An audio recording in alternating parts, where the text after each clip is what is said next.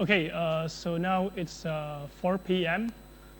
I think let's get started with the lecture. So for those of you who are just coming, please make sure to open the polev.com/risky because we're going to use polev just like last time for our activities. So make sure to log in with the link.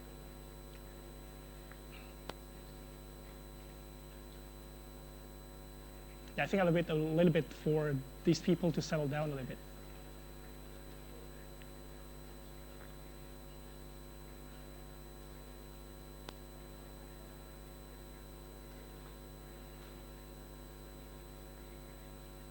Okay, I think probably let's get started because otherwise we'll be waiting and then it'll probably too long. So just a reminder for everyone, please do not close your polev app. So make sure to let it stay open in your mobile phone or in your laptop, depending on where you're using it, because there will be activities ahead. Can you guys hear me okay at the back? Is it okay? All right. Okay, so a little bit of clarification first before I'm moving forward, right? So I think in the last lecture, I basically say that tutorial, the spectrum for the EXP is between 250 to 500s. Just to make it very, very clear, the 250 here actually refers to those people who actually attend the tutorial, but do not participate at all. So if you do not even come to the tutorial, then you will get 0 XP basically. I think hopefully it's very clear already, but I'm just going to make a little bit of clarification there. Yeah, for those of you who just came in, please settle down as soon as possible.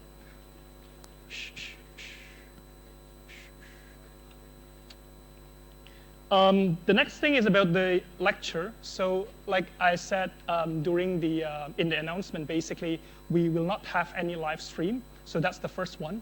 And the second and the third one, I just want to add up. So if you cannot attend the lecture because of some reasons, possibly related to medical reasons, please tell us in advance, or maybe like at the same day is also okay, and attach your MC basically. For non-medical but valid reasons, you could also contact us as well. So some of the valid reasons may be, maybe like NUS send you to compete on abroad, for example, then yeah, that would be a valid reason. Or maybe some, like one of your family members maybe passed away or something. So that is another valid reason. So for these valid reasons, we will accept your, your excuse, and we'll probably give you some EXPs. Yeah. If you have any questions or concerns, so we have this email which we set up just recently. Please send your queries in this email because all the instructors will get notified if you send your queries to this email, so you'll get your reply faster. But if you need to reach out some specific TAs or some specific instructors, you could also email them separately as well. It's also okay. Okay, like a little bit of clarifications. I think last time there were a little bit of confusion about deterministic and stochastic and also strategic. I just want to clarify that the property of strategic property of the environment is actually kind of independent from the fact that the environment might be deterministic and might be stochastic. So it is actually possible for an environment to have the property of it being deterministic and at the same time being strategic also. And it is also possible for the environment to have the property of being stochastic and at the same time is also strategic.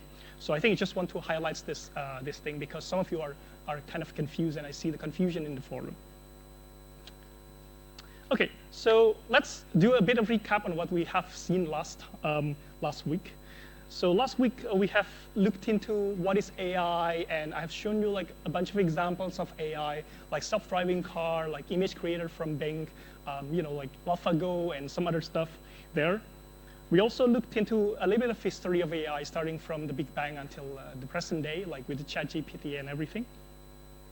We also looked into a way we could model our how we could actually design our agent, basically using this framework called PEACE framework. So it stands for performance measure, environment, actuators, and sensors. We look into a couple of examples like self-driving car and ChatGPT, basically.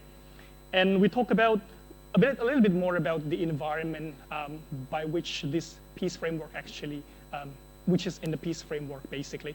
And then we talk about the properties of the environment. Some of the properties, for example, like the stochasticity properties. You have environment that are stochastic. It could be either like stochastic or deterministic. The environment could either be single agent or multi-agent. So single or multi.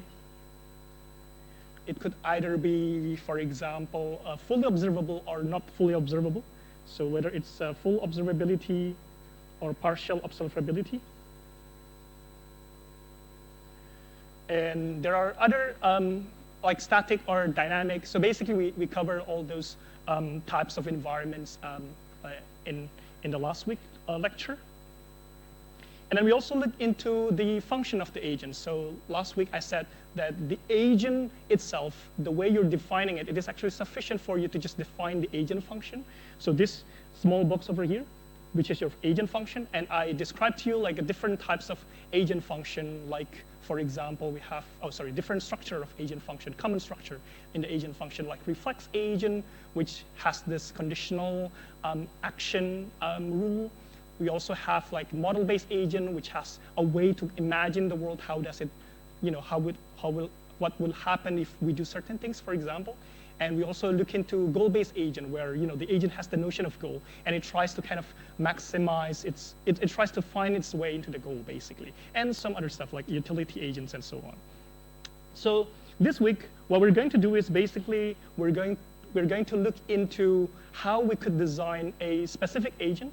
In particular, we'll be looking into how we could design a goal-based agent based on the following assumptions about the environment. So we'll be restricting ourselves in terms of our design of our agent on the assumptions that the environment is fully observable. It means that the environment, all the information that are necessary to make decisions, they are all in the environment. Like for example, like simple games usually are like that. We also assume that the environment is deterministic. It means that whatever action that you do, you know exactly what is 100% whatever it is that, okay, how do I explain it? So deterministic just means that there is no elements of randomness at all in the transition model. Basically, if you do A, then what happens is that A will get executed. So for example, if I move forward, then 100% I will be ended up in this position, for example. So that's what it means to be deterministic. There is no elements of randomness at all in the environment. And we also look into the other assumption that we have in the environments is this static assumption, whereby we assume that if the agent actually does nothing at all in the environment, maybe like the agent is thinking, then the environment will not proceed forward. So it will just stay frozen, basically. So that's another assumption that we have. And finally, we have the assumption that the environment is discrete. Discrete in the sense that there are only, like the configuration that are possible, there are only like, there are distinct possibility of it. For example, the position of this, okay, what would be a good example, for example? Oh, for example, right, we have a grid world, right? This grid world, the position of this agent over here, it could either be in the cell number 0, cell number 1, or cell number 2. So that's what it means to be discrete. So there's only this, there is like this distinctness between different configuration and distinctness between different actions. So those are like the assumptions that we're going to make for today. And we're going to build this goal-based agent based on the assumptions that I've laid down in here. Okay, so this is the outline for today's lecture. So first, we're going to look into how we could actually design an agent.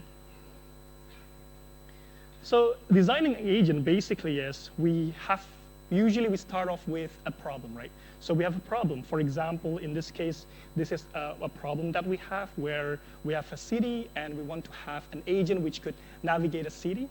And then in particular, maybe the agent have a house. Maybe this is the house of the agent, for example.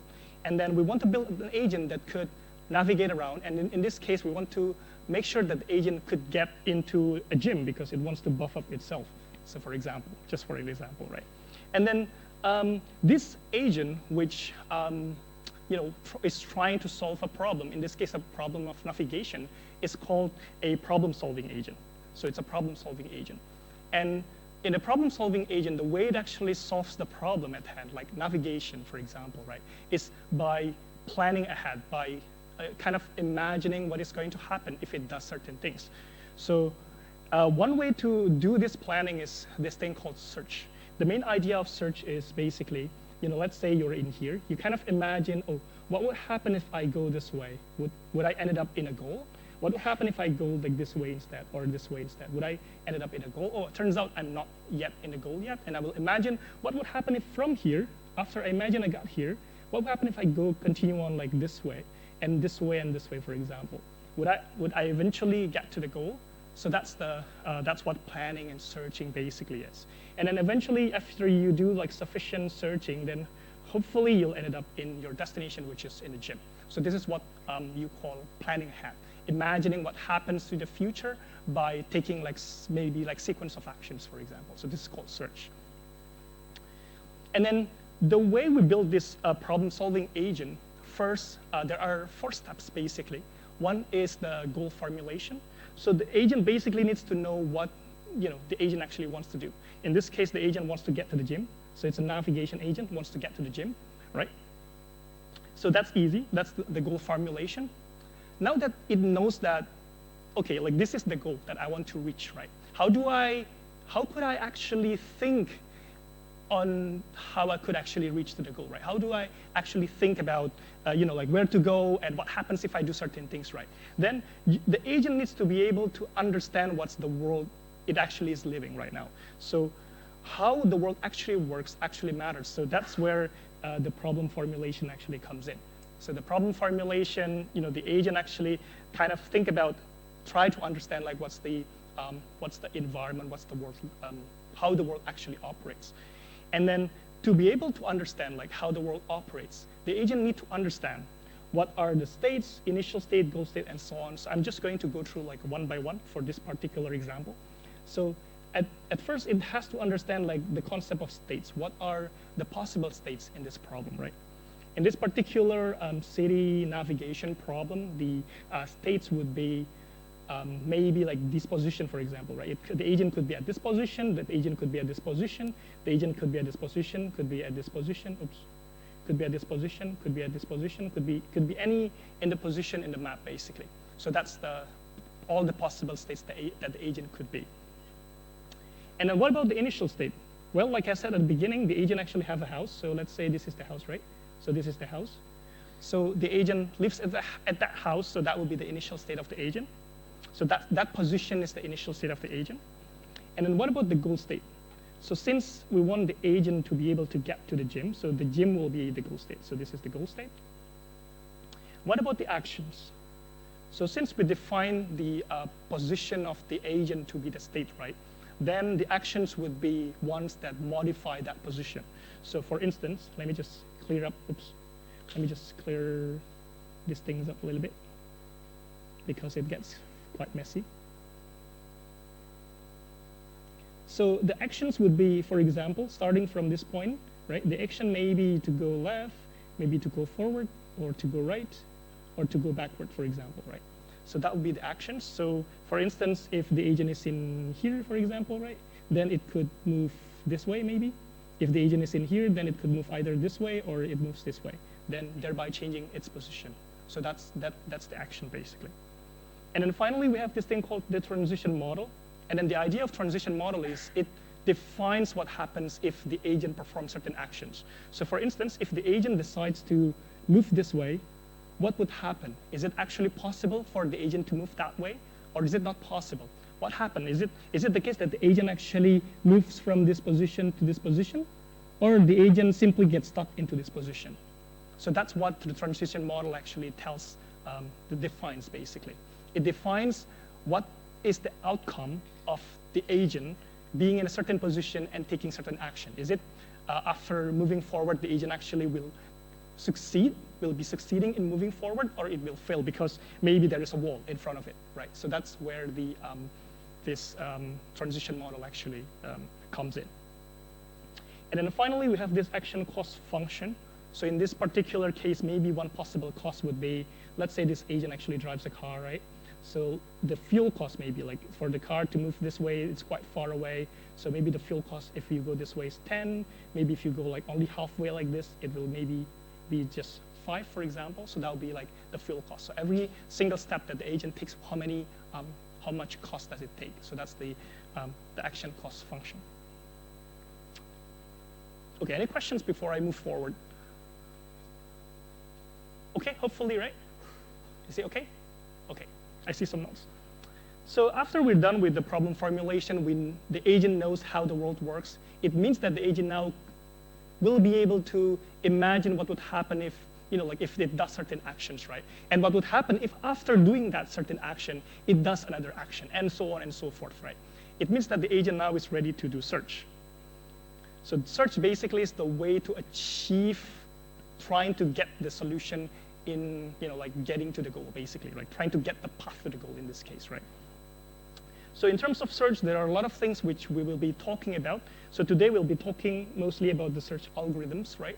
So there are a lot of search algorithms, and then depending on the search algorithms, then the agent, in terms of its resources which it uses in the brain, like it will be different in terms of how the solution will come up, it will also be different. And then if we are talking about search, we'll also be talking about the solution, right? Solution in this case means that it is a trajectory. It is, like a sequence of action that would eventually lead to the goal. So for instance, right, like let's say from this house, one possible sequence of actions that could lead to the goal would be something like this, maybe this way, and then finally this way. So that would be like one possible sequence of action, one possible solution, one possible trajectory of the agent. It is a valid trajectory. It eventually reaches to the gym. But there is also another trajectory, possible trajectory. Maybe from this way, we could go this way, this way, this way, this way, this way, eventually, right? So this is another solution, another path, another trajectory, right? And among this solution, we could find a solution which minimizes the cost, and the solution which minimizes the cost is called the optimal solution. So that's the definition of the optimal solution that we use in this class. So the cost could be of any form, but it's just the cost. In this case, maybe the cost is the fuel cost, for example. And finally, after the agent has done the planning, maybe it plans looking this way, looking that way. It looks like all kinds of places, right? That's what the planning, that's what searching is. It explores the state space, right? Then it will finally decide that, oh, this route over here is actually the best possible route. So I will pick this route and execute the route. And the agent will, in real world, the agent will move according to this, according to this route, basically, eventually reaching to the goal. So that's where the execution is. So thereby completing the, the problem-solving agent goal. Any questions before I move forward? Okay, hopefully. All right. Now, I think it's very important for us to get the problem formulation correct, because at the end of the day, right, when you're actually defining an agent, right, when you're defining an AI agent, I think the most important part is to get the problem formulation correct. Because once you get the problem formulation correct, you could simply use off-the-shelf algorithm, actually, off-the-shelf search algorithm over here to, solve the, to solve the problem for you based on the problem formulation that you come up with. So that's why in here I believe that it's very important for us to, look into other examples so you could get accustomed to the problem formulation. So now let's look into this problem. This is a very classic problem. It's a Romania problem. It's a navigation problem where you're in Romania. You are in Sibiu. You want to get into Bucharest. Usually, that's the classic problem, basically. And then in here, we again, like before, we want to know what, how we could actually formulate this problem of going from Sibiu to Bucharest into a valid search problem formulation, right? So that means, we have to define each one of these, basically. So let's start from the states, right? So this problem is very, very similar from the previous problem. So the states would be the position of the agent, like all the possible positions of the agent. It could be the agent could be in here, could be in here, could be in here, could be in here, or could be in here. So these are like all the possible states, the position of the agent. The initial state, in this case, since we want to go from CPU to Bucharest, then this will be the initial state. So this is the starting position. The goal state, in this case, the Bucharest. So this is the goal state that we have, Bucharest, goal. And we also have the actions. So in this case, the action will be, from Sibiu, for example, we could go to either Făgăraș, or we could try to go to Râmnicu-Vâlcea. If you're at Făgăraș, you could go to Bucharest, or you could go to Sibiu, for example. So these are like all the possible actions. The transition model in this case will be, what happens if I am at Sibiu and I perform an action to move to Făgăraș? What would happen? And in this case, the transition model is fully deterministic because that's the assumption that we have. So 100%, definitely, the agent will be ended up at Făgăraș. Similarly, if the agent is at Sibiu and the agent does this action, which moves to Râmnicu-Vâlcea, then 100% the transition model will give the output of, you will be at Râmnicu-Vâlcea. So that's the transition model. And action cost function, basically in here you have these numbers at the edge. So these are the path costs, basically. So I think one thing which is really important, right, when you're formulating a problem, right? So the reason on why we have this graph over here, it is actually not the actual world that the agent will be working with, right? It is a model, it is an abstraction.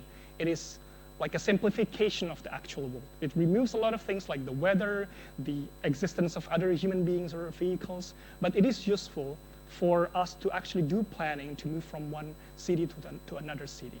So this is what a model actually is. So this is our model. So one important thing about creating this model is that you have to make sure that it follows this thing called representation invariant. The main idea is that when you're doing this thing, make sure that every single state that is possible in the abstract states, there are a correspondence in the real world. For example, Sibiu is actually in here. There is a location in Bucharest called Sibiu in here. There is a location called Râmnicu-Vâlcea in here. There's a location called Pitești in here, and so on. So there is a correspondence between what is in your model and what is in the real world. So that's what basically representation invariant is. You have to make sure that this conditions is met. Otherwise, let's say, right, this model doesn't have the notion, doesn't have the city of, let's say, Singapore, right? So in Romania, definitely there is no Singapore city, right? Then if your model actually has Singapore city and there is a transition, let's say from Făgăraș to Singapore city, let's say, then this is wrong because your agent actually could plan and get to SG and then from SG go to Bucharest. But then there is no correspondence of Singapore city in here. It means that it violates the representation invariant. So that's what it means by this representation invariant. So you have to make sure that your model actually corresponds to the real world. Okay? So that's what it means. Any questions so far?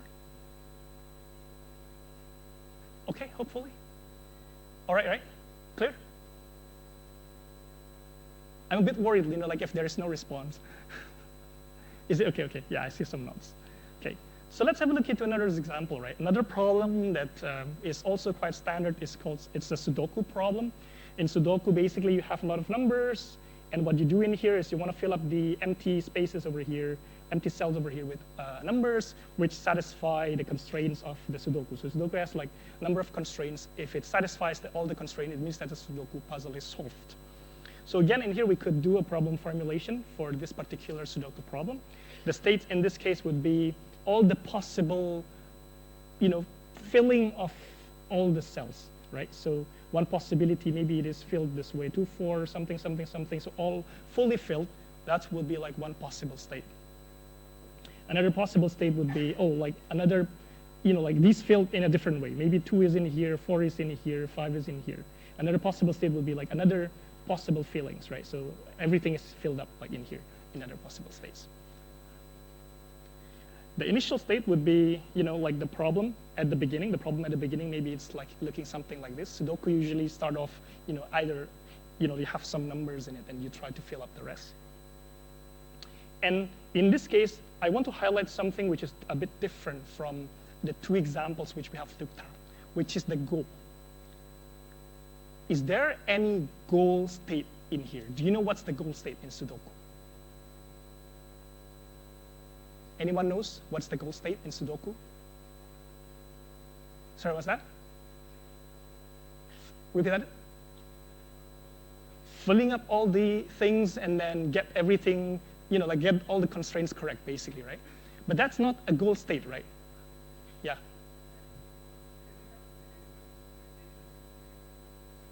Yep. So that's actually not the goal state, right? It's a goal test. You actually do not know what the goal state is, because if you know the goal state, then you just don't do search, right? That's it. Like that's your goal state. That's it. Like the problem is already solved. So the important thing in Sudoku is that there is no goal state, but there is this thing called goal test.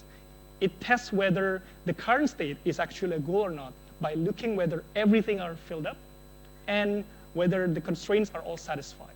So that's what it is. And then we also have actions. In this case, filling up all these things are the actions. The transition model would be if you fill a number in here and in here and in here, definitely the number will appear into these cells, 100% guaranteed. And then the action cost function would be, well, it doesn't really matter in this case. So maybe just 1 or 0. It doesn't matter. Yeah, it doesn't matter. The action cost function is sort of. Okay, any questions? Okay, hopefully. Can I see some notes, actually, if it's okay? Okay. All right, so that's basically how you design an agent, right? So you have to create a problem formulation, which is basically trying to model the world. Once you are able to model the world, then you could finally plan using some search algorithms on top of that world. So the planning would be able to, the search algorithms would be able to imagine what would happen if it does certain things using the problem formulation, using the model that you come up with during the problem formulation. Now that we are ready to look into, that we have looked into the problem formulation, I think let's look into the search algorithms. So definition for the search algorithms: a search algorithm is takes in a search problem. So you have the search problem, which is this one, which you have just looked at, the model of the world, basically, as an input, and returns a solution. So solution is, like I said, it's a path, it's a trajectory until you reach to the goal. So that's a solution.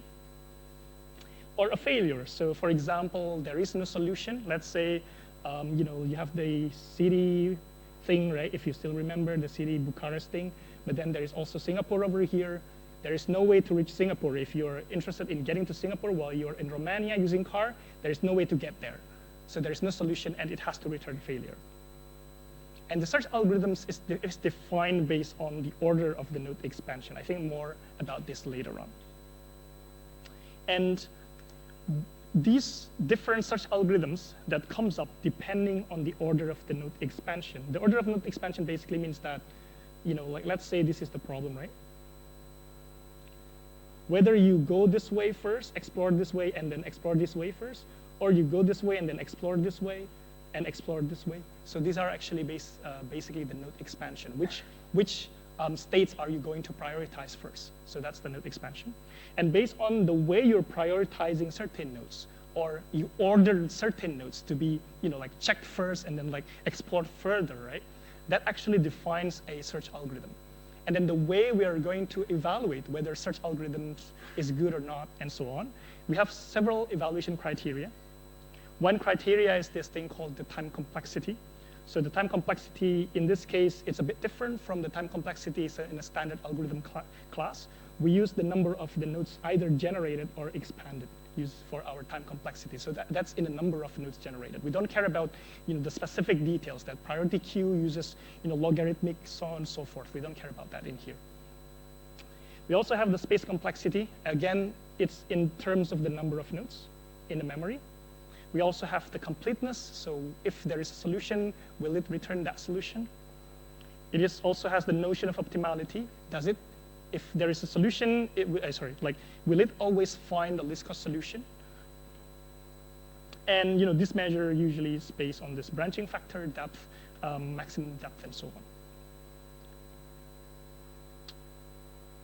So the search algorithm, in its basic form, there are two possibilities, generally speaking, right?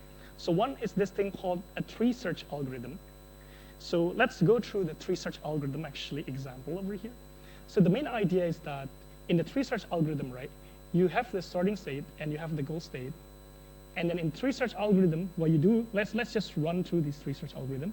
So we put in the initial state to the frontier. So frontier is like, it's some kind of data structure basically. It could be a list, could be a queue, could be priority queue, and so on. So we put the initial state in the frontier. So let's say this is our frontier, right? So this is our initial state. And then we pop the frontier, and then we check whether this is already a goal or not. So, oh, it turns out S is actually not a goal, so we say we will continue on. So for all the possible action in the actions from CBU, so CBU, you could either go to Fagaras, or you could go to Remisiku-Filkea.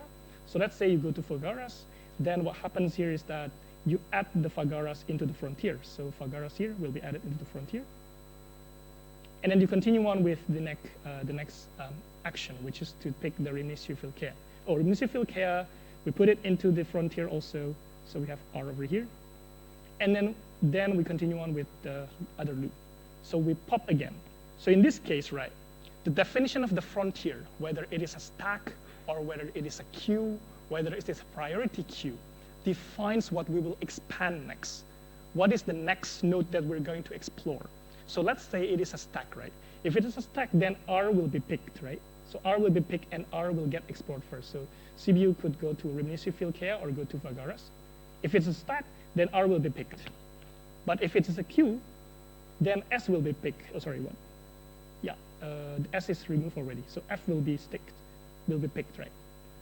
So the order of expansion, the algorithms itself, depends on this definition of the frontier. So if it's a queue, it's different when it is a stack, and different implementation of the frontier will lead to different names of the algorithms, different properties of the algorithms also. So for the sake of the, like running this tree search in an abstract form, let's say I'm using arbitrarily picking strategies. So this frontier is a human being which picks nodes arbitrarily. I like the sound of R because it sounds like my name, so I pick R.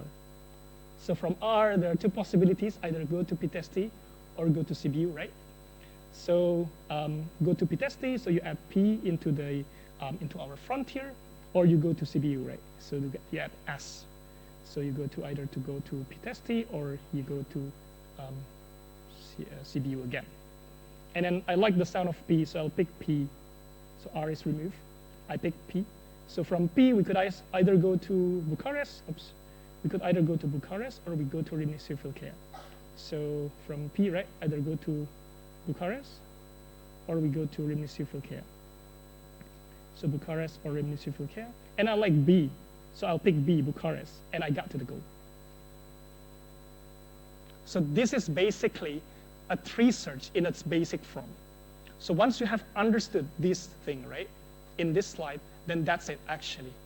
The rest of the slides, they're just explaining further what happens if we're changing the frontier to be queue, what happens if we're changing the frontier to be stack, what happens if it's a priority queue, and so on and so forth. But this is the main algorithm. So once you have understood this tree search algorithm, you have understood all the tree search algorithm, more or less, basically, at least at its basic form. Is there any question about this? How the algorithms work? And the main idea of the tree search algorithm? Okay, hopefully it's okay. So there is a problem actually with this tree search algorithm. Depending on the way we are defining the order of expansion, like in the frontier, right? Depending on how we define the frontier, it is possible for us, for instance, to go from CBU to Fagaras, and then to CBU again, and then to Fagaras again, and get stuck in an infinite loop. It is possible for us to go back and forth, essentially, like this, like that, continue on forever and forever, depending on the way we define our frontier. So one way we could actually alleviate that, like revisiting the states which we have visited before, is this thing called the graph search. So we have tree search, which is like search algorithm in its very basic form. There is some kind of upgrade in the tree search, which is called graph search. The main idea is that if we have visited like some states, right, then we will not visit the same states again. So that's why we have this visited variable over here, right? And then this visited variable basically holds all the states that we have visited so far. So let's try to run the algorithm in this case, right? So let's start from CPU. So this is the starting position. This is the goal position. So from CPU, we could either go to Rimini-Filkea or Fagaras. Okay, I forgot to initialize the frontier. So this is our frontier. Oops. This is our frontier. And this is our visited state, right?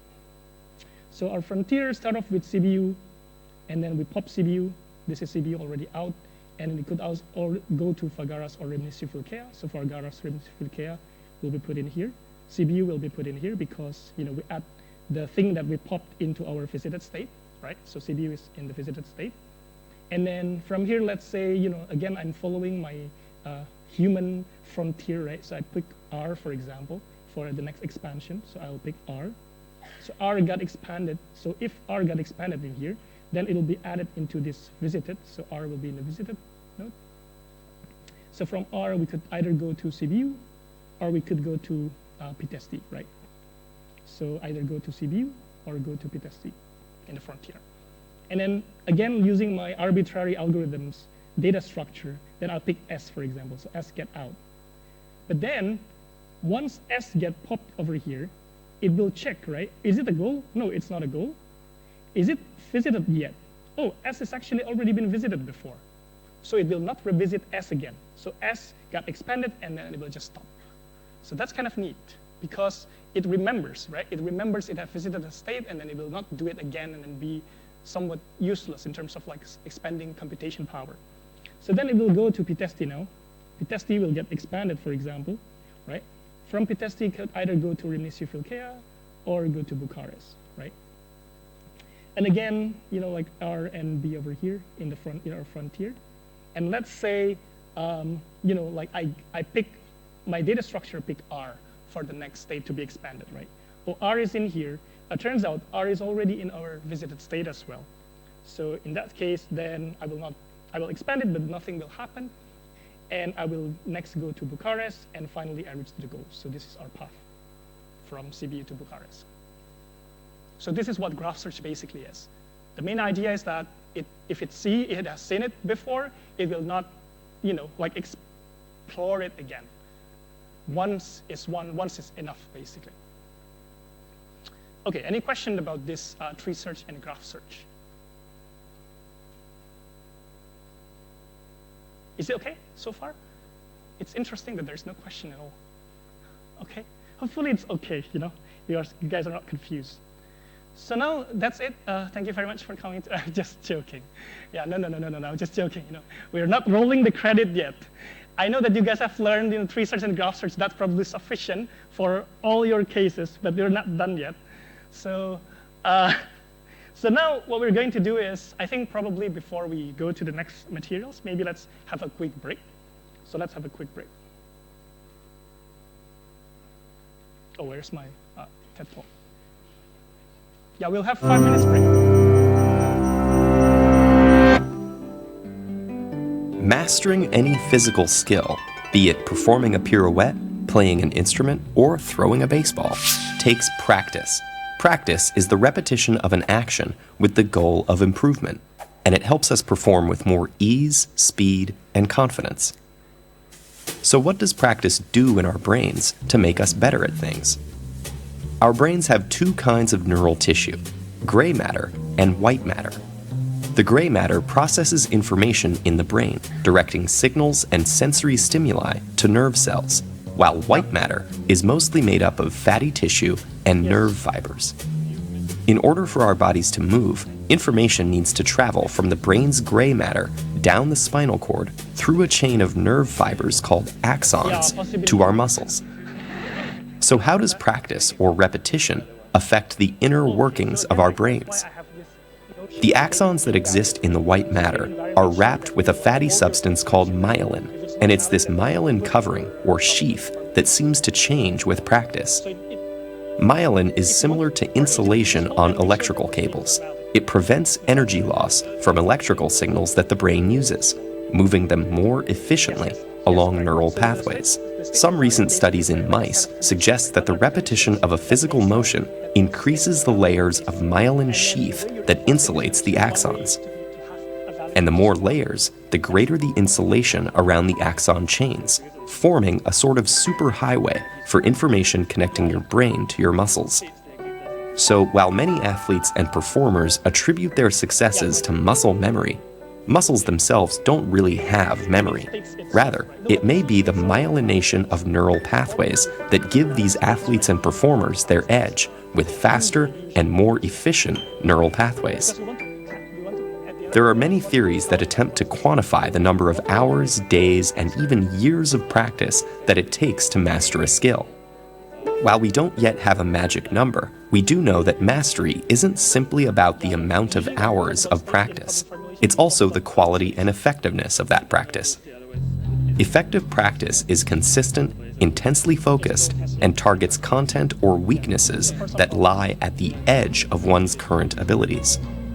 So if effective practice is the key, how can we get the most out of our practice time? Try these tips. Focus on the task at hand. Minimize potential distractions by turning off the computer or TV and putting your cell phone on airplane mode. In one study, researchers observed 260 students studying.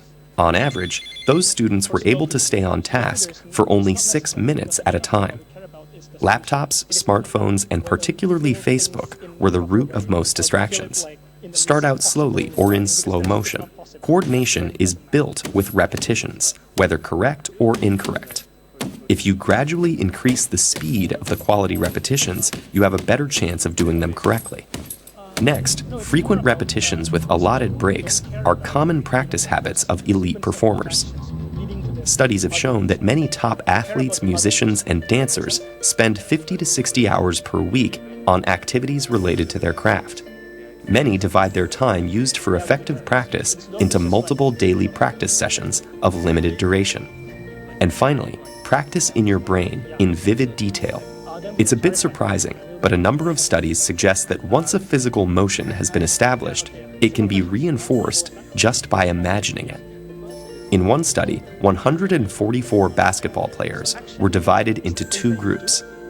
Group A physically practiced one-handed free throws, while Group B only mentally practiced them. When they were tested at the end of the 2-week experiment, the intermediate and experienced players in both groups had improved by nearly the same amount. As scientists get closer to unraveling the secrets of our brains, our understanding of effective practice will only improve. In the meantime, effective practice is the best way we have of pushing our individual limits, achieving new heights, and maximizing our potential. Okay, hopefully you get a refreshing break. So let's continue on with our next materials, which is on the uninformed search. Let me check. Okay. So if you still remember this one, this is from vSIMS 4 if you have played it. But basically, the first algorithm that we'll be looking at is this algorithm called uninformed search algorithms. So the main point here is in this keyword over here. It is uninformed. It means that it will not use any information to do the search, basically. It is, other name for uninformed search is called blind search. So the main idea of uninformed search, or this blind search, is that it has no clue whether a state is actually, how close a state is actually to the goal.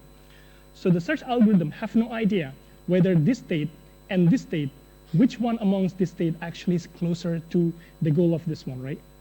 It doesn't know. If, for example, if the agent is in here, am I actually getting closer to the goal here, or am I getting farther away if it goes this way? If it goes this way, am I actually getting closer to our goal, which is in here, or am I further away? There is no way. So that's why it's called uninformed search or blind search. The best the agent could do in this case, since there is no information about whether a state is actually close to the goal or whether how close it is actually to the goal, is that to just blindly search. So, okay, let's try this way. Let's try that way. Let's try this way. Let's try this way. Let's try this way. It will try all the possible combinations, it will try to search all the possible states, basically, until eventually it will get to the goal state. So that's what an uninformed search algorithm basically is. So if you still remember, this is our tree search algorithm, the foundation of every single thing that you learned in this lecture today, basically. And then now let's talk about specific instantiation of tree search algorithm, which is breadth first search, or BFS. So if you notice in here, the only difference between our tree search algorithm and BFS is that now we have the definition, the data structure of our frontier, which is in this case, it's a queue. So I think without further ado, probably it's better for me to just run through the algorithm, right? So at the beginning, we initialize our state. This is our frontier, by the way. So we initialize it. So this is starting position. This is the goal position. So we initialize it by putting our starting position into the frontier this way.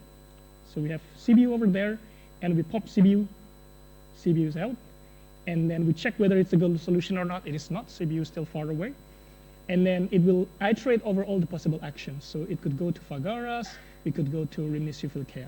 So, you know, like for each action, right, it could go to Fagaras, it could go to Rimnisufilkea. It will be added here. So Fagaras and Rimnisufilkea, like that. And then it will continue on. So because it is a queue, right, then what happens is the next one here, it's first in, first out. So the next one here will be picked. So Fagaras will be picked. And then from Fagaras, we pop Fagaras, and then we check whether it's a goal or not. It's not a goal. And then we iterate all the actions. So from Fagaras, you could either go to Bucharest, or you could go to CBU, right? So either go to Bucharest or go to CBU from Fagaras, right? Bucharest or to CBU, right? And then since it's a queue again, you know, like the next one will be, that will get popped will be this one. So Rimnisufilkea will get popped and either go to Pitesti or CBU. So Pitesti or CBU. And then finally Bucharest got popped. So Bucharest got popped, right? And then turns out, once it got popped over here, we'll check whether the Bucharest is actually a solution or not. And it is actually a solution. So Bucharest is a solution, and we actually reach our goal. So the path here will be from S to F to B. So from CBU to Fagaras, then to Bucharest. So that's what how breadth first search actually operates. So it's pretty much the same like the tree search that we talk about. It's just that the data structure is different. That's why, you know, like which one I actually care about first, like which node I will expand first. That's the only difference. Any questions about how the breadth first search works? Okay, hopefully, right? Clear, right? Now, the question is, what is the time complexity for this breadth first search in terms of the nodes generated?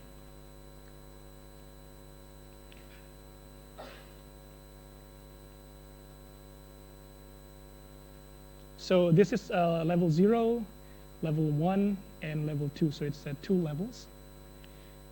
And then at level 0, we have branching factor to the power of 0, which is 1. At level 1, we have branching factor to the level of to the power of 1. At level 2, we have branching factor to the power of 2. So what is the time complexity, the number of nodes that get generated?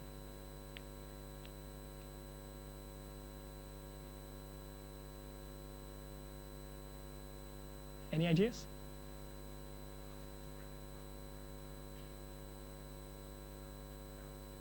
All right, yeah.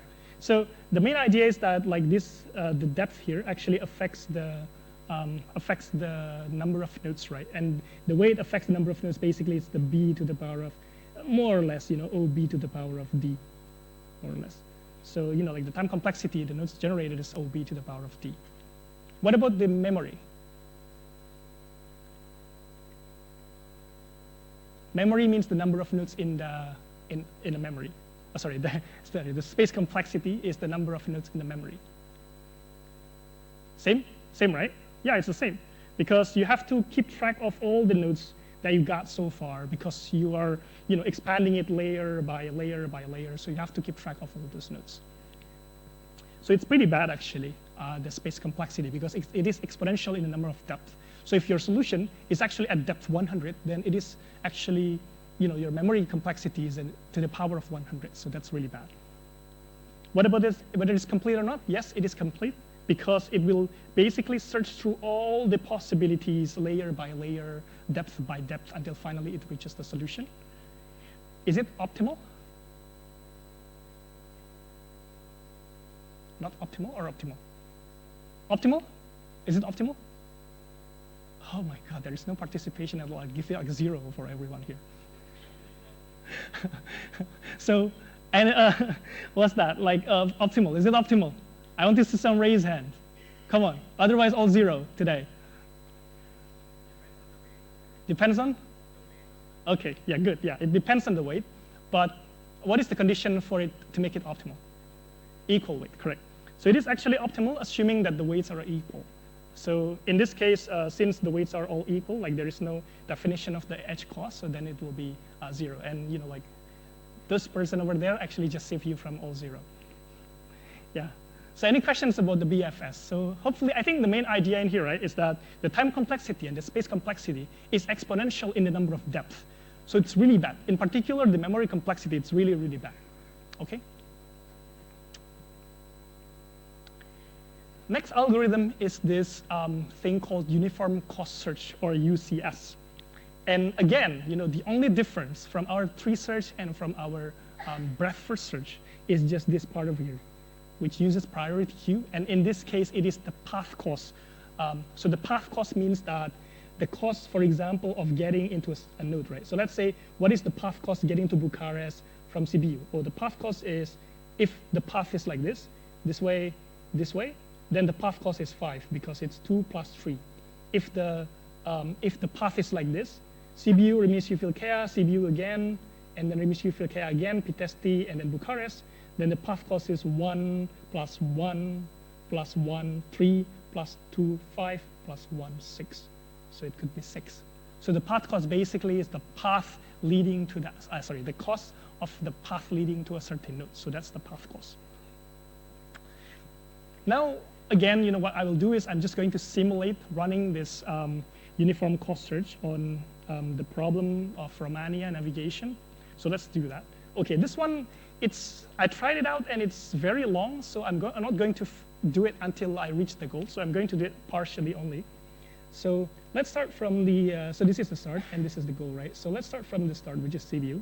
So we put our initial state into the frontier. So again, this is our frontier, we have CBU. And then we pop our state, so CBU is in here.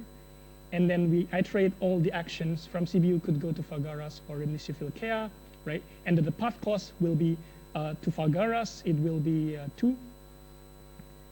Fagaras, the path cost is 2. And then to Remisiu-Filkea, the path cost is 1. So again, in here I have, okay, CBU is out. I have Fagaras with the path cost of 2 and Remisiu-Filkea with the path cost of 1. Okay? So in this case, what would be the next thing which we will pop? What is it that will pop next? What? R, right, because it has the lowest path cost. So this is a priority queue, so it will be sorted based on the path cost. So the path cost, the least path cost is R, so we will pop R. So R get popped. There are 2 possible actions, either go to Pitesti or CBU. So Pitesti, the path cost will be 1 plus 2, so it is a 3. Oops, Pitesti, oops. This is P, by the way, 3. And then it could also go to CBU again, to CBU again, right? So CBU with the path cost of 1 plus 1, so it is a 2. So we could put in, okay, like Pitesti and CBU. Okay, we put in Pitesti with the path cost of 3 and CBU with the path cost of 2. And then next will be what? Either Fagaras or CBU, right? Because they are both have the same path cost. So let's try to expand Fagaras instead.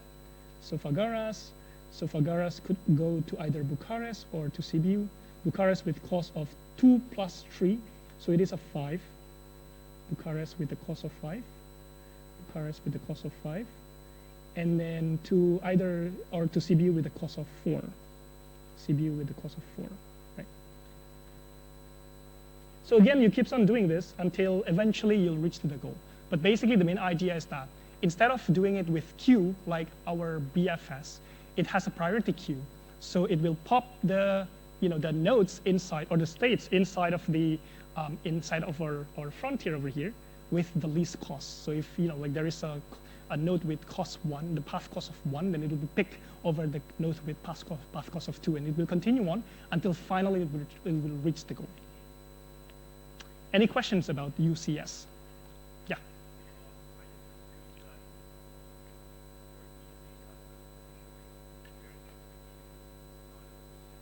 Repeat that again.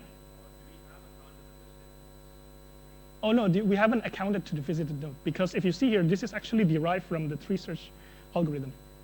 Yeah, so this is a variant where we actually look into the tree search variant of UCS. But you guys could simply come up with the graph variant of it, but I will not do that here, just for the sake of simplicity. Yeah. Yeah.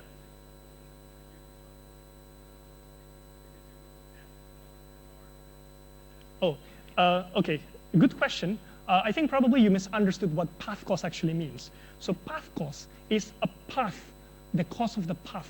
So for example, from CBU to Remini-Sifilkea, it will have a cost of 1. If it goes back again to CBU, it have a path cost of 2. If it go back to Remini-Sifilkea again, it will have a path cost of 3. It keeps on accumulating. The path cost is not associated with the node, fixed to that node, no. But it is associated with the path leading to that node. Make sense? Yeah. Okay, so hopefully that's that. So now into the analysis, like the time complexity and also the space complexity and so on. So the time complexity actually is very, very similar to breadth first search, because in its, like idea, basically it's the same. We're using some kinds of queue, but in here the queue is sorted in a certain way, which is based on the path cost. And then in this case, if, for example, the solution is at this depth, right? Let's say this is a solution, right? Then the number of nodes which get generated or expanded depends on the depth of this solution over here. So let's say in this case it's the depth of what, 1, 0, 1, 2. So the depth of 2, for example. So it depends on that, yeah. Repeat that again. Sorry, I can't really hear you properly. No, because the path cost will keeps on getting accumulated. The difference between path cost and the edge cost is still like it will be unchanged, but path cost will keeps on accumulating. What is the cost of me going this way and this way and this way forever? 1, 2, 3, 4, 5. It keeps on accumulating. You get the idea? I keeps on expanding, like my energy. That's why it will not get stuck in infinite loop. Any other questions? Yep.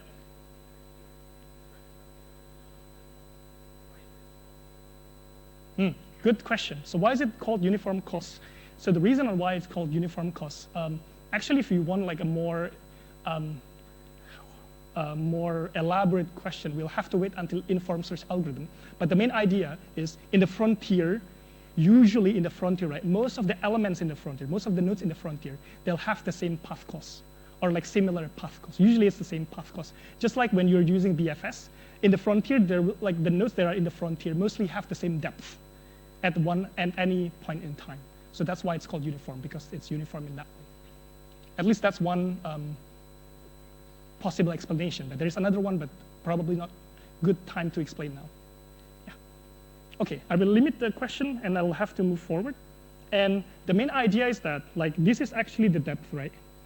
Now the question is, now that what happens if you have an edge cost in this graph, right? Let's say the edge cost of this one is 2 to Remini-Sifilkea, 1, right? And 2 and so on, for example, right? I think it's getting quite messy, but the main idea is what happens if there is an edge cost and you want to estimate the depth, right? You want to estimate the depth of your solution here, but you have edge cost, and you have the path cost here, which is returned by your algorithm. And the path cost is some numbers, basically. And you have, at each point here, you have some kind of edge cost. How do you estimate it? Well, the easiest way would be, well, to estimate the depth of your solution, you just divide the path cost, right? So this is the path cost by the, like the minimum h cost. Because, let's say your h cost is 1, right? Then your path cost, this one is probably maybe like, what, 2, right? 2 divided by 1 is 2, so exactly it's correct. For example, if this is actually 4, like in terms of, let's say like one time it's like 2, and this one is also 2 for the h cost.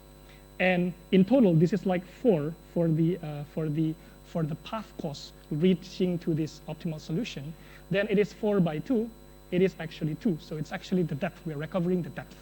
So that's the main idea. The main idea is we're trying to estimate the depth of the solution. And the way we're doing that is by dividing the path cost with the minimum h cost. That's why if we look into this, yeah, I think probably gonna delete all this first because getting quite messy. So that's why the time complexity over here is actually b to the power of c star divided by the epsilon. C star being the optimal path cost divided by the minimum h cost. So that's the reasoning. And then similarly, the space complexity is also the same. Again, like it's basically just b to the power of d. But it's just that we don't have the d, so we estimate the d using the path cost divided by the h cost, more or less. And we have whether it is complete or not. Yes, it is complete, given that like we have these constraints. It is optimal. Yes, it is optimal as long as the epsilon is positive, like the minimum path cost is positive, basically. So it's a similar condition like Dijkstra, if you still remember Dijkstra, hopefully. Yeah. Okay. Let's move on, I think. So that's uniform cost search with the interesting properties. So, like it looks something like this, basically, if you want to see, right? So it's C divided by epsilon, and it's like 4. Same explanation like I said before. Now, let's move on to the next algorithm, which is called the depth first search. And again, the difference is that now we use stack. I think what I'm going to do here to not bore you to death, because it's exactly the same tree search again, right? I'm just going to go through it fast, right? So we start from CBU, and we put in CBU over here. From CBU, there are Fagaras and Rimnisci-Filkea. So Fagaras, Rimnisci-Filkea, right? So Fagaras, Rimnisci-Filkea. Then, because this is a stack, so we pop the top, basically, right? The last that we put in, we pop that first. So Rimnisci-Filkea will get expanded, could go to Pitesti or to what? Pitesti or CBU again, right? So Pitesti or CBU again. Okay, I will refer this. So for the sake of making it getting solved, let me refer this. So from Rimnisci-Filkea, you could either go to CBU or you go to Pitesti, right? You go to CBU or you go to Pitesti. So I will either you go to CBU or you go to Pitesti. And then in this case, since it is a stack, so I will pop the one at the top. So from Pitesti, we could either go to Rimnisci-Filkea again, or we go to Bucharest. Or go to Bucharest. Rimnisci-Filkea again, or we go to Bucharest. And then since, again, this is a stack, we pop at the top, and Bucharest is the solution, and we find our solution finally. This is our goal. So exactly same thing, simple tree search, but it's just that you have stack now. So you pop the one that goes in last. That's all. But do you foresee any problem with this approach? Any problem? Yeah. Yeah. Yep. Yep. Yeah, correct. Yeah, so the problem with the DFS is that, with the use of stack, is that it could very easily get stuck in the back and forth loop, basically. So let's imagine this again, right? So from CBU, we go to Fagaras and Rimnisci-Filkea, right? And then Fagaras, okay. Fagaras and Rimnisci-Filkea, for example, this is R, by the way. Rimnisci-Filkea, and then Rimnisci-Filkea get out. So this, from here, Rimnisci-Filkea, it could either go to, oops, what is going on? Pitesti, or it could go to CBU again. So Pitesti or CBU again. Notice here that at the top of the stack is actually CBU. So CBU got out again. And now again, could go to Fagaras or Rimni-Sheffield-Kea. And from Rimni-Sheffield-Kea, I could go to Pitesti or CBU again. So it keeps on continuing forever, basically. So it could get stuck in an infinite loop because it pops, the one that it just put in. So, like from CBU to Rimni-Sheffield-Kea, CBU again, Rimni-Sheffield-Kea again, and continue on and on and on. So this is the problem of the depth first search. Now, given that we have this problem, right, is this algorithm complete? It's not complete. Is it optimal? Is this algorithm optimal? Okay. Yeah, so this algorithm, not only it has the problem with this infinite loop, right?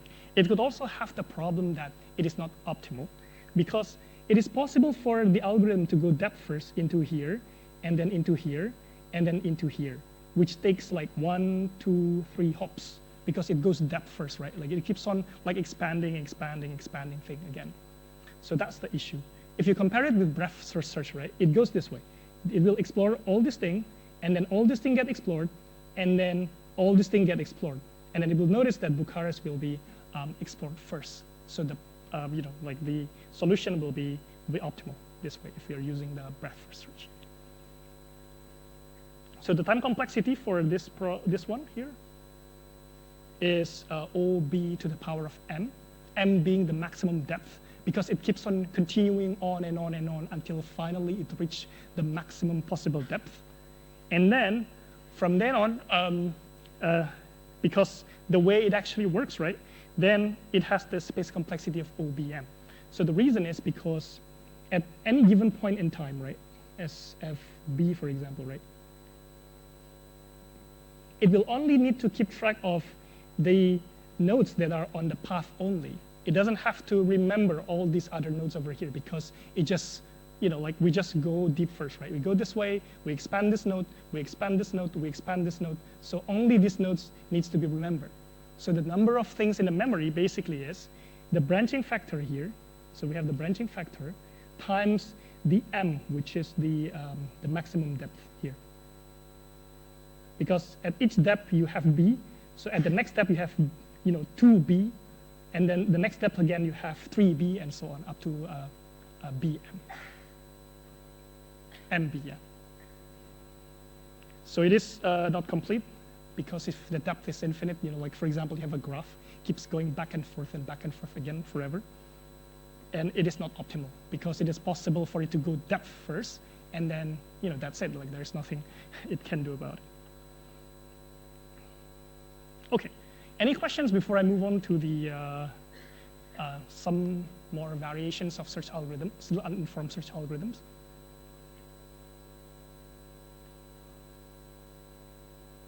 Okay, hopefully. Okay, yeah.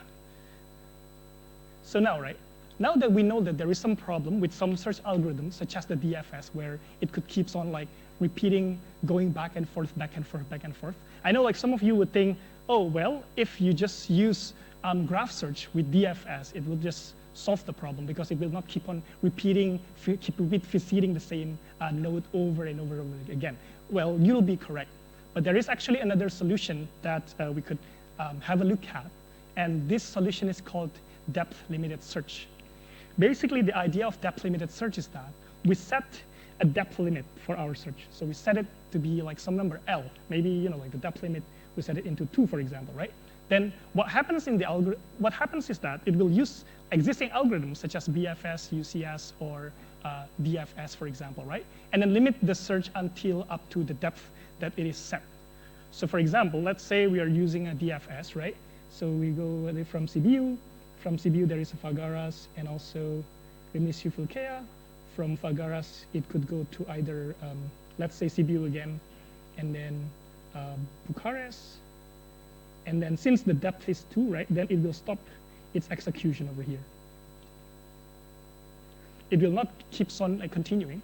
And then it will backtrack, and then it will look into this, and it found the solution, which is Bucharest. So it is actually able to find a solution which is like this way. So this is what depth-limited search is. Basically, you employ existing search algorithms such as BFS, DFS, UCS, and then just put a limit into the depth that you want to go, and that's all. So in this case, with the depth limit of 2 and using DLS with DFS, we actually are able to avoid getting back and forth in a state and find the optimal solution that leads to Bucharest, actually. So that's really nice. But there is a problem with the DLS, actually. So one such problem is that if we set the depth limit to be not the depth limit of the optimal solution, so we know that the depth limit, the depth of the optimal solution is 2, right? So from here to here, right? But let's say we set the depth limit to be 3, which is not the optimal solution depth, right? Then what happens is it could be finding the solution that looks something like this. So from CBU, could go to Fagaras, Remisiu Filkea, could go to Pitesti and Remisiu Filkea, and then to Bucharest and Pitesti. And it will find the solution over here, which is suboptimal, because we set the depth limit to be incorrect. So that's why we have to be very careful when we're using this depth limited search. So this one, right? The time complexity is basically the same as the time complexity of the underlying algorithms. So if it is a BFS, then I think the algorithm that we looked at so far is exponential in terms of depth. So in this case, in terms of depth means in terms of the limit of the depth that we have, right? Because we limit the depth. And then the space complexity, if we are using BFS, then that's the underlying, we're using the underlying space complexity of DFS, which is BM. But in here, since we limit the maximum depth into just L, which is the depth limit here, then it's just BL. Is it complete? It's not complete, as I have shown to you before. If we set the depth limit to be incorrect, let's say we set it to be 1, right? Then it is just CBU, and then we stop. Then it will return no solution, although there is a solution, right? Is it optimal? No. If used with DFS, it could lead to a suboptimal solution, like I have shown to you in here, because it will go on and on and on like depth first, and eventually find a solution, but that solution is in incorrect depth. Okay, there is a way to fix this, right? Like with another algorithm called IDS. So IDS basically is you run DLS, so you have DLS, right? And you run it with depth limit 0, depth limit 1, depth limit 2, depth limit 3, 4, 5, 6, 7 until the end. So we start off with depth limit 0, so it's just CBU, and stop. Oh, there is no solution. So we increase our depth limit, so limit limit 0, and we continue on, limit equals to 1. Oh, let's do CBU and Fagaras, Remisiu Filkea, and then we stop here and we stop here. Okay, still no solution. And then we try the next depth limit, which is limit of 2. CBU, Fagaras, Bucharest, stop. Oh, but this is a solution already, so we return the solution. So that's what IDS basically is. Very simple algorithm. It uses existing algorithms, usually DFS, and do this. So the time complexity, it's a bit more complicated, but the main idea is that it does this multiple times, right, from depth 0, right? So at depth 0, the time complexity is B0. At depth 1, the time complexity is B0 plus B1. At depth 3, the time complexity is B0 plus B1 plus B3. So in total, it's actually, in total, it's actually B0, B0 plus B1, and B0 plus B1 plus B3, so as you can see over here. So there is an overhead of computation over here. This is the overhead of computation, because you are actually repeating the search again from the beginning and repeating again with a different depth limit. So there is an overhead, so that's an issue. But if you talk about big O complexity, then it's all good. Big O complexity is all good. It's still OBE to the power of D. Space complexity for the memory, if you use DFS, then it's the underlying algorithm, because at any given time, then we will just have to store the path along the nodes that we are searching. Complete? Yes, complete. Optimal? Yes, if the step is the same everywhere. So basically, the main idea of IDS is that if you use it with DFS, it is just, IDS is just a search algorithm which mimics BFS. It's like DFS pretending to be BFS. So you can think of it like that if you use IDS with DFS. DFS trying to pretend that it's a BFS. That's why it has this nice space complexity, but at the same time, it is both complete and optimal. So it's nice. It's very good algorithm. Okay, so some examples on how to compute overhead could be found in the appendix. So how to choose a search strategy? Well, depends on the problem. How many number of goal states that we have? What is the distribution of the goal states? Like if the goal states, I will not show because I'll have something after this. Whether it's finite or infinite branching factor, right? So if the branching actually is infinite, then and if you use breadth first search, then it will keep on continuing enumerating all the branches, and it will not end only like at depth 1. Whether there is a repeated states or not, if there are repeated states, then it's good to use graph search instead of tree search. Whether there is a need of optimality. If there is no need for optimality, then go ahead with a DFS. I think probably it's okay. Whether there is need to know if there is no solution or not. So if you want to know whether there is a solution or not, probably good to give an upper bound on the depth limit, right? Okay, just to summarize, we talk about search algorithm. This is the summary for uninformed search, by the way. Breadth first search, uniform cost search, depth first search. We look into the variance, which is DLS and also IDS. And now it's time for a quiz. So please open your poolev.com/risky. And this is the question, basically. So given a maze where the agent is in the middle, so this is our agent, and there are 2 goals at the end. So this is the goal 1, and this is the goal 2. Which of the search algorithms that I'm going to show you are optimal, or the most space and time efficient? So these are both like equally correct goals. So the agent could go this way and it's okay, could go this way and it's still okay. Okay? And then efficiency here, we actually care about constants in computing the efficiency. So we don't only care about the big O term, but we care about the constants optimization as well. Okay, so let's go to the poolev. I'll present. Hopefully it works. Yep.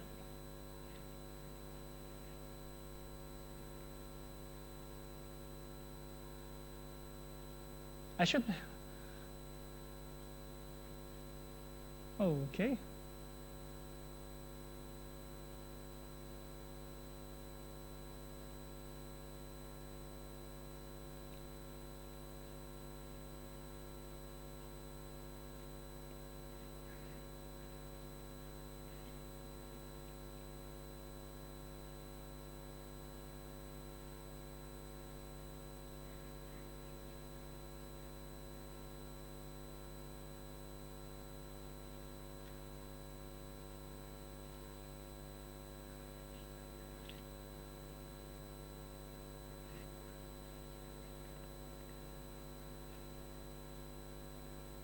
I think there's something wrong because it keeps on like going up and down, like the number over there. There's something wrong here.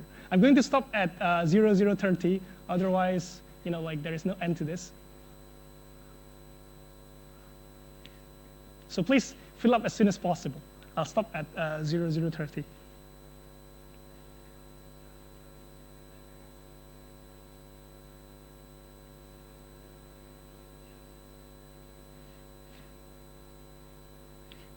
Okay, let's continue then.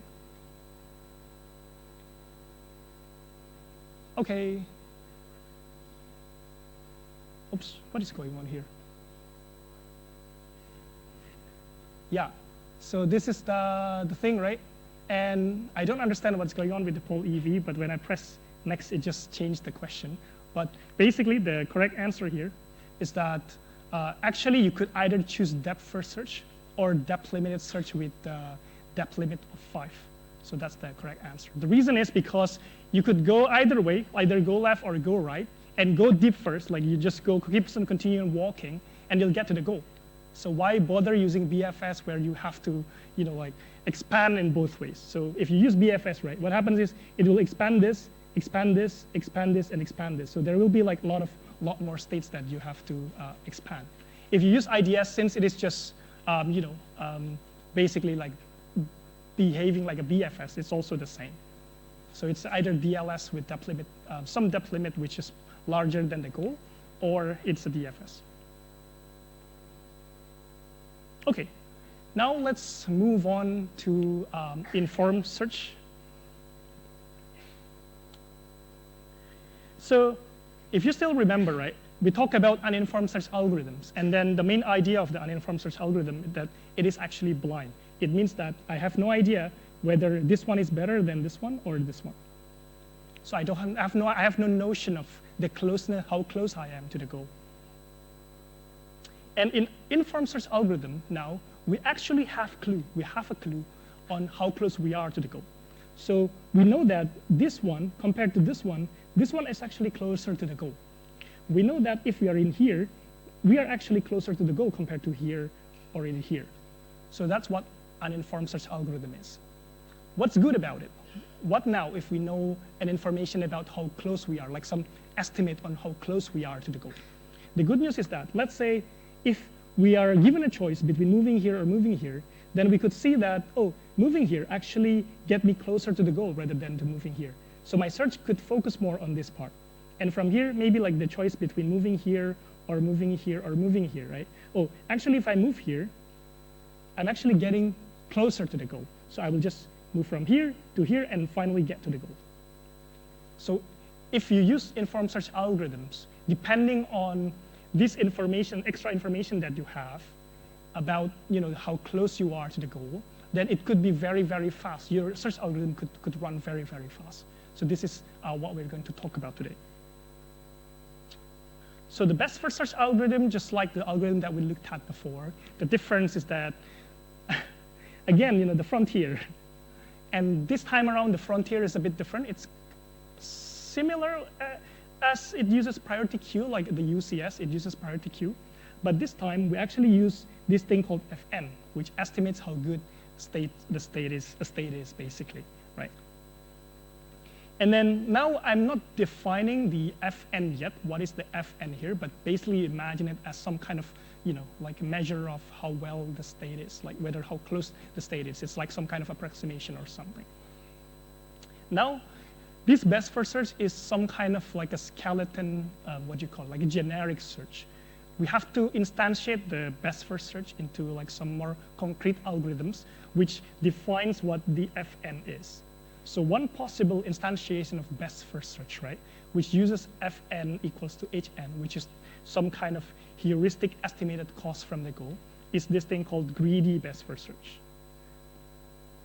So in greedy best first search, the main idea is that it has some kind of information, a heuristic, which is some kind of estimate, how close like some state is to the goal. Let's say Fagaras has an estimate of 2, CBU has an estimate of 3, Reciprocal K has an estimate of 2, and so on. So we could try to run this best first search using this as our like scoring function in our priority queue, right? So we try that, right? So from CBU, we could either go to Fagaras or Reciprocal K, and this Fagaras is 2, Reciprocal K is also 2, right? And then from here, from Fagaras, we could go to, let's say, Bucharest, because both of them are 12. I'm picking Fagaras. Either go to Bucharest, and it is 0, or we could go to CBU again with the heuristic cost of 3. CBU, with the heuristic cost of 3. So in this case, I'll pick Bucharest, and I'll get to the goal. So it's really fast here. So the information, the extra information that you get for, the extra information that you have and you put in here actually could be used in a very good way, like for a best first search. But it is actually it could be problematic actually to only use this heuristic function. The reason is because let's say if the heuristic is somewhat wrong, right? Let's say the heuristic value for CBU is 0, then it is possible for you from CBU to get into Reciprocal K or Fagaras, which has 2, this is 0. From Reciprocal K, you get like to CBU again, which has 0, or to Pitesti, which has 1. Then, if you notice here, from CBU, you could go to Reciprocal K, and then you go to CBU again because it has a heuristic cost of 0, like an estimate cost of 0. It is obviously wrong, But if the information is wrong, then it could be catastrophic to your search. It could lead your search to keep on continuing forever or like exhibit some very strange behavior. So this is a problem. The reason on why we have this problem is because it doesn't similar, I think, we had the questions before, right? Like in UCS, like, would it be like moving back and forth like this forever? The reason on why UCS doesn't keep on moving back and forth is actually because it is keeping on the path cost. It keeps track on how much cost it has, done so far, right? So to make sure that our best first search actually works better, then we should probably add in some kind of, some GN, like the path cost so far, right? But before that, let's have a look into the time complexity and so on. So time complexity OBM, which is same as the BFS. SIPS complexity also same as BFS. Is it complete? No, it's not complete because it could get stuck in an infinite loop and so on. Is it optimal? No, it's not optimal because it could be misled by a wrong heuristic function. So like I said, this has issues, and the way we're going to fix it is by adding a path cost. So cost from the root to the current node. So when you put in the path cost here, then it becomes a star search. So this is another variation of the best first search algorithm, which hopefully could fix the problem which the previous algorithm have. So again, we could run this example again. So in this case, right, from CBU, we could go to Fagaras, or we could go to Remisiu-Filkea with the cost of, this one is what, from CBU to Fagaras is 2 plus 0, because at the beginning it was 0. To Remisiu-Filkea was like 1 plus 0. So we pick Remisiu-Filkea. And then Remisiu-Filkea, you could go to Pitesti or Bucharest, sorry, or CBU, right? So if you go to Pitesti, then it is 1 plus 0 plus 2, plus 2 here. If it's CBU, then 1 plus, okay, 0 plus 1 plus, going back to CBU, plus 3. Oh, sorry, plus 1, plus 1. And in this case, what's the lowest one? So 2, 1, sorry, this one is like 3 and 1. Oh, then this one, right? This one gets expanded, and so on. But basically, you could keep on continuing until finally you reach the goal. But right now, the main important thing is that you have this in your priority queue. The way you sort, the way you're actually expanding your node, is based on the cost to reach that particular node plus some kind of heuristic estimate. So that's basically what's the main thing in here. And then, like the time complexity, basically is the same as the best greedy best first search. Space complexity is also the same, but it is complete because now it will not get stuck with back and forth thing, because we keep track of the path cost. The path cost will keep on growing, and eventually it will get to the goal. Whether it's optimal, it depends. The optimality still depends on the heuristic. Any questions before I move on to the final leg of today's lecture, which we will talk about the heuristics in detail. So we talk about like this one, and it depends on the heuristics, and now I'm going to talk about the heuristics. Any questions before I go to the heuristics about the search algorithms? So the main idea is the search algorithms, they're all the same. The only difference is that we have the frontier. How we define the frontier define how we expand the nodes. And the way we expand the nodes define how well our search actually is. And if you have a very good estimate about like whether the state is closer to the goal or not, then we could use that estimate to guide our search, and that's what the A-star search is actually doing.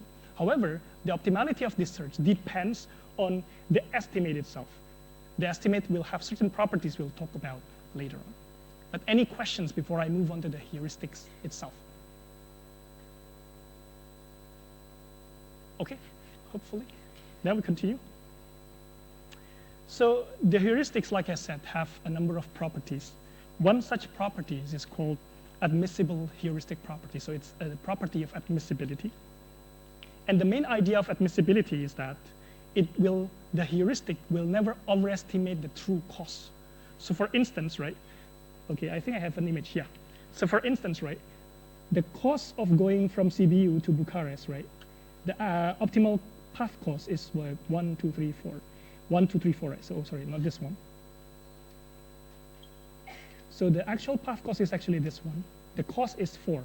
This is the actual cost.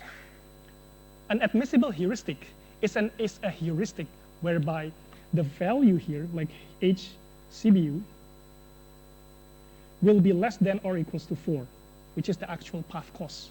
In this case, it could be, I don't know, like 3 is possible, 2 is possible, 1 is possible, 0 is possible. So that's it. That's the definition of admissibility. Basically, we have the true cost of getting to our goal, and our heuristic should be less than or equals to that true cost to the goal. Make sense? If we have this property, and one such possibility, right, one such possible admissible heuristic example is this straight line distance. So this straight line here definitely will be less than if we have to take this, turn over here and turn over here, basically. So this is one example of an admissible heuristic, because a straight line, I'm going straight this way, definitely will cost less rather than I'm going this way first and then I'm going this way. Hopefully it makes sense. So that's what admissible heuristic is. So the nice thing about admissible heuristic is that if you have this, then there is a theorem which says that if your heuristic is admissible and you use A* tree search, then your A* tree search will be optimal. So that's why I said at the beginning when you're using A*, right, like it depends on your heuristic. If the heuristic is admissible and you use research, A* research, then it is optimal. Okay? Another type of property of heuristic is this thing called consistent heuristics. The idea of consistent heuristic, although like it's like that, right? It's basically if you estimate the heuristic from here, let's say you're estimating the heuristic at Hn, right? So this heuristic, you're estimating this value heuristic over here. It will be less than or equals to if you go this way, if you go this way first and estimate heuristic over here, and you add this cost of going here and the heuristic. So basically, if I'm in here, I'm estimating my heuristic in here to the goal. Let's say the goal is in this TV, let's say, right? Then it will be lower than or equals to if I do this first, and then I estimate my my heuristic estimates the value from here to the goal. So I have this distance over here, which I have to take, plus this one, which in the real world, I think it makes sense, right? If you deviate first, then definitely, you'll take like some more costs, basically. So that's what consistent heuristic is saying. So to put it another way, it's triangle inequality, basically, right? So if you go somewhere else first, and then at that cost of going somewhere, plus the estimate from that cost to the goal, then this will be more or equals to just estimating directly from here to there. So that's the idea. So that's what consistent heuristic actually is. And then the nice thing about this is that basically you have a theorem which says that if the heuristic is consistent, then now A* using graph search is optimal. So you could also use graph search with A*, and it will be optimal. But if your heuristic is only admissible, but not consistent, and you use graph search, then it will not be optimal. So you have to take note of all these constraints when you're using A*. There is a proof, but I will not go through the proof in this class. I'll probably either write something or create a video to explain about the proofs later. And then there is a concept of dominance in heuristics. So basically, we have the notion of one heuristic is better or equals to than the other. So this is called dominance.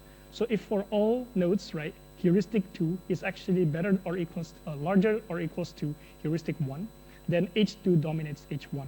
So this is called dominance.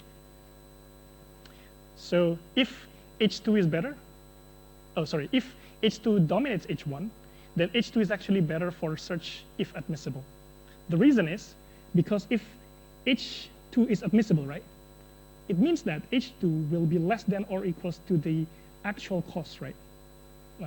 Let's say this, we have the H star here, which is the actual cost. Which means that if this H2 keeps on getting bigger while maintaining this thing, this inequality over here, H2 is actually getting closer and closer to the actual cost of H star. The closer the heuristic actually gets to the actual true cost, right, then the better it is, because the more accurate it is in terms of guiding us in terms of our search, right? So that's the main idea. So that's why we have this concept of dominance. And then if some heuristics actually dominates the other, we should use that heuristics as long as it is admissible. Because if it's admissible, it means, like, for some heuristic to dominate the others, it means that that heuristic is actually closer in terms of the true cost, like closer to the true cost compared to the other heuristics that we look at. And we have some examples. Like, one example is this one. So let's say we have the sliding puzzles. It started off like scrambled like this, and our goal is trying to get, like nicely like this, like 1, 2, 3, 4, 5, 6, 7, 8. Let's say we have two heuristics, right? One heuristic is the number of misplaced tiles. So for instance, if we have a tile in here, then it is misplaced. A tile in here is misplaced. A tile in here is misplaced. Like, all these are misplaced, basically. So that's the number of misplaced tiles. And we also have a heuristic, which is the total Manhattan distance, right? Oh, this one is actually this distance away from the actual position. 3 is this distance away from the actual position. Then we could say that H2 dominates H1, because Manhattan distance is, larger or equals to in all states compared to the misplaced tiles. The reason is because in the base case, in the best case for the misplaced tiles, right, it's like this. It's just one step away. So let's say 1 is in here, right? It's one step away to the actual position of 1. Then the misplaced tile will be 1. And the Manhattan distance is also 1. But if 1 is actually far away, like here, for example, it needs like what? 1, 2, 3, 3 steps, right, for Manhattan distance. But it's only 1 in terms of the misplaced tiles. So Manhattan distance actually will have larger values in general compared to the misplaced tiles. That's why it dominates misplaced tiles. So this is just an example of dominance. Okay. And the next one is how we could actually invent. I think some of you might have questions, right? We talk about heuristics, but then, like, how do we actually come up with heuristics, right? So the way we come up with heuristics is basically by relaxing the problem. What do I mean by that? So we have this sliding tiles again, and relaxing in this case means that we are removing the constraints of this problem.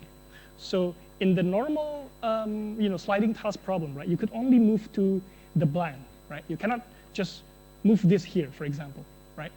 But we could relax the rule. So we say that, oh, all tile actually could simply jump to any place that it wants. Let's say it could jump here, it could jump there, it could jump anywhere, basically. In such a case, then what is the optimal solution for the sliding tiles where the tile could jump? What is it? What is the optimal solution? What is the optimal? What is the cost of the optimal solution in that case? The number of misplaced tiles, right? Because it's just, okay, this one plus this one plus this one plus this one, right? So the number of actions for you to move the misplaced tiles to the correct position. So originally it's like this. You can relax it to make each tile to move everywhere, and you ended up having the heuristic, which is the number of misplaced tiles. You could also relax it in a different way. Let's say instead of making it able to jump everywhere, it could only move one step everywhere. It could, it could hit the other tile, it's fine, but it's just one step. So like this, from here like this, from here like this, for example. In that case, what is the heuristic? What is the cost of the optimal solution? The Manhattan distance, right? Because from here to get here, it will need 1, 2, 3. From this one, 1, 2. So the total cost will be all the cost to move each tile to its position one step at a time. That's why it is the total Manhattan distance for this one. So that's how you invent an admissible heuristics, by relaxing the problem. Relaxing the problem means you remove the constraints until finally you get to the, you know like what's the optimal solution and the cost of that optimal solution. And the cost of that optimal solution is your heuristic, basically. I will skip the summary because basically, you know, like these things that we have just learned just now. Now into the last activity that we have. So please open the polev.com/risky. The question now is that, what are the admissible heuristic for the sliding tile problem? So let's get started. So I will present. Is it showing up? It shows up in here. I don't know whether it shows up in you. Okay.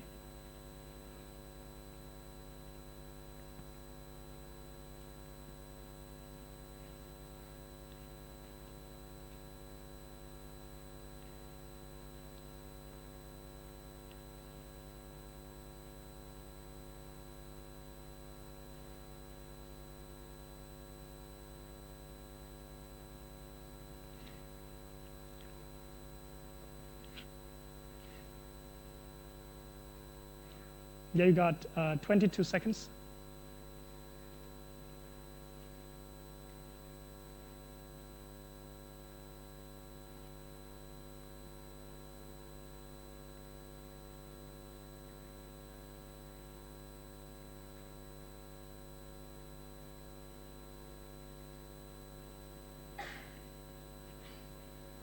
Okay, I think time's run out, right?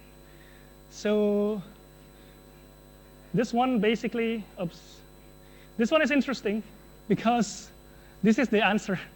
So the actual answer is that this one actually, the total Euclidean distance of each tile from its current position to its respective goal position. The reason is because Euclidean distance will be less than or equal to the Manhattan distance, right? And I told you already that Manhattan distance is actually admissible, right? So that's why, you know, like this one, right? Let me just give you an example, right? So in this case, the Manhattan distance will be like this, but Euclidean distance is like this. So it's definitely less than the Manhattan distance. That's why it is, you know, like it is dominated by the Euclidean distance, and therefore it is the correct one. Okay, now let's summarize everything and close the session.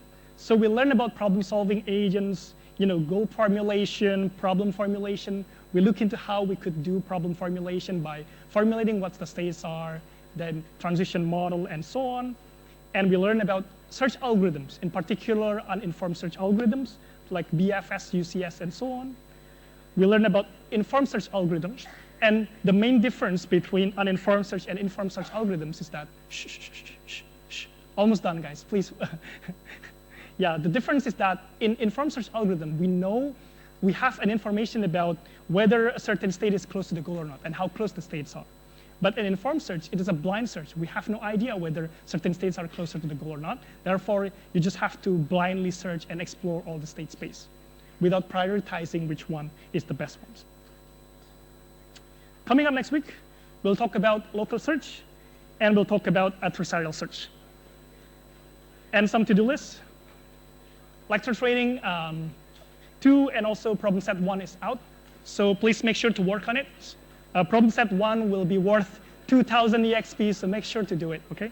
That's all for me. Thank you very much for joining today. See you guys again next week. Bye-bye, thank you. If you have any questions, feel free to come forward. Oh, probably have to go outside though.